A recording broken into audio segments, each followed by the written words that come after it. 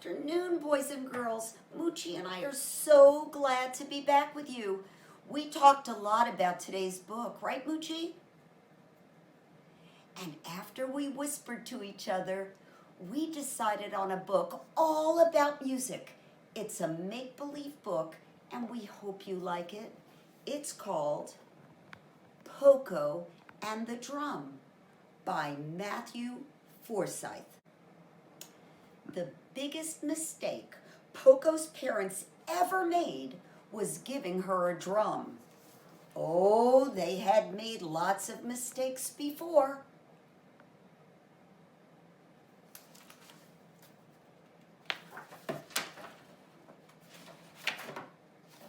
Like the slingshot,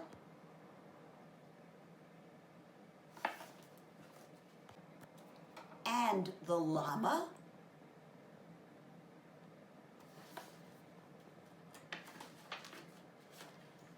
and the balloon. Look at Pokko. But the drum was the biggest mistake. "We shouldn't have given her that drum," said her father. "What?" said her mother. "The drum is too loud. I can't hear you."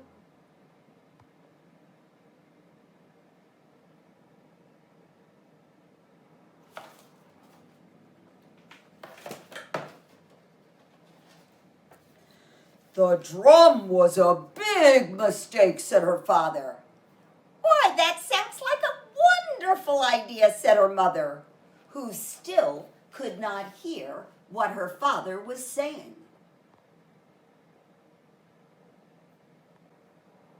The next day her father said, "Pokko, why don't you take your drum outside for a little while?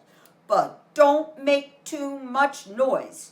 We're just a little frog family that lives in a mushroom, and we don't like drawing attention to ourselves."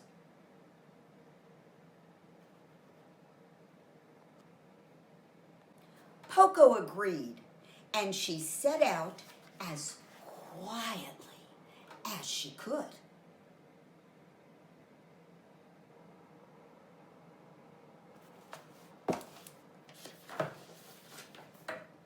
It had just rained, and the forest was sparkling like an emerald.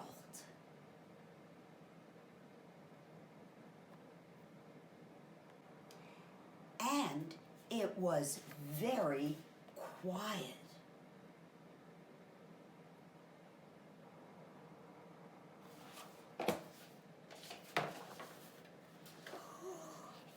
Too quiet.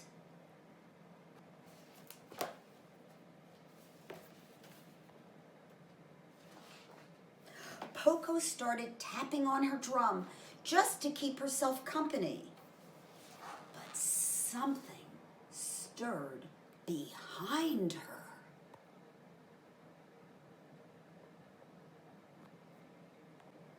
A raccoon playing a banjo started following her. So Pokko hit her drum even louder.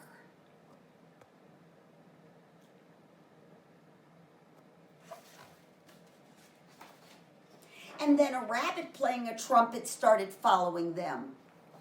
So Pokko kept playing her drum.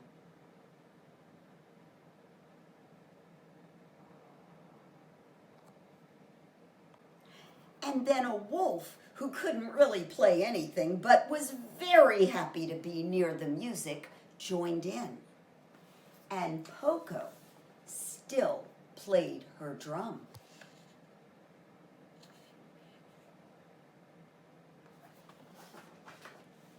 But then the wolf ate the rabbit, and Pokko stopped playing her drum and faced the wolf and said, "No more eating band members, or you're out of the band."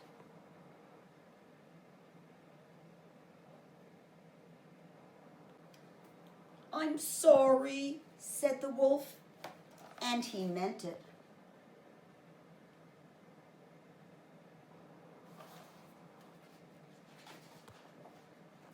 And then they all started playing again. And soon there was a crowd of animals playing instruments.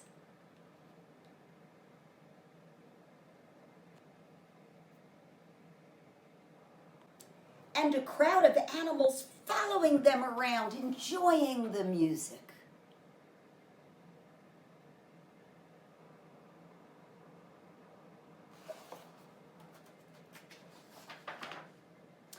And they were all following Pokko.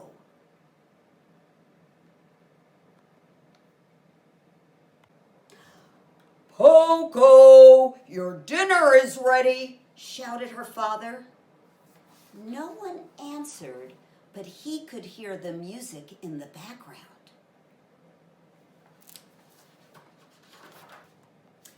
And the music grew louder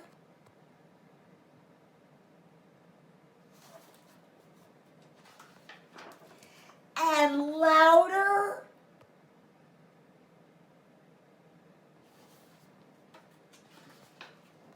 until the crowd swept through the house and carried Pokko's parents off into the woods. "Oh no," said her father. "Oh dear," said her mother.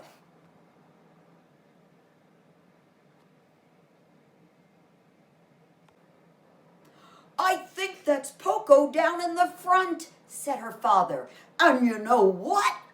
"What?" said her mother, who was just getting to the best part of her book.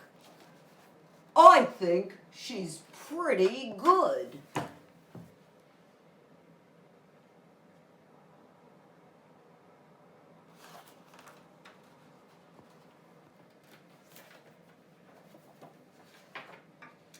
And no one could hear what he was saying. But if they could,